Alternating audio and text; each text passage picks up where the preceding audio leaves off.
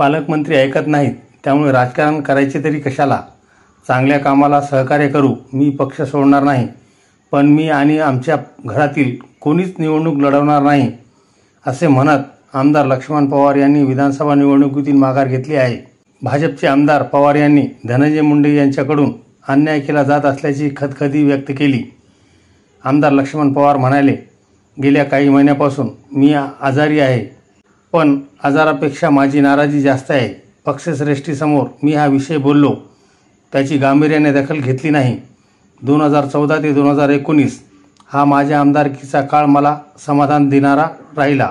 आमदार लक्ष्मण पवार म्हणाले, मी 10 वर्षापूर्वी जे राजकारण करत होतो तसे आता राहिले नाही.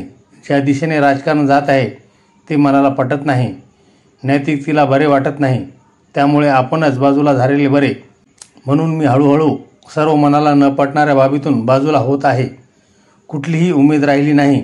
काम करत असताना सोबतचे आणि वरचे बळ देणारे असले तर आणखीन गतीने काम होते. आता अशी परिस्थिती राहिली आहे का, अशी खंत त्यांनी सध्याच्या राजकारणाबद्दल व्यक्त केली. मी ज्या जनतेचे प्रतिनिधित्व करत आहे त्यांच्या व्यथा मांडण्याची माझी जबाबदारी आहे की नाही? गेवराईमध्ये एक चांगला तहसीलदार मागितला होता, तो नियमात काम करणारा असेल, पण जेवढे तहसीलदार गेवराईत आले ते सर्व वाळूवाल्यांशी संगनमत करणारे होते. मी वाळूवाल्याविरोधात लढा दिला, त्याला बळ देणारे अधिकारी हवे होते.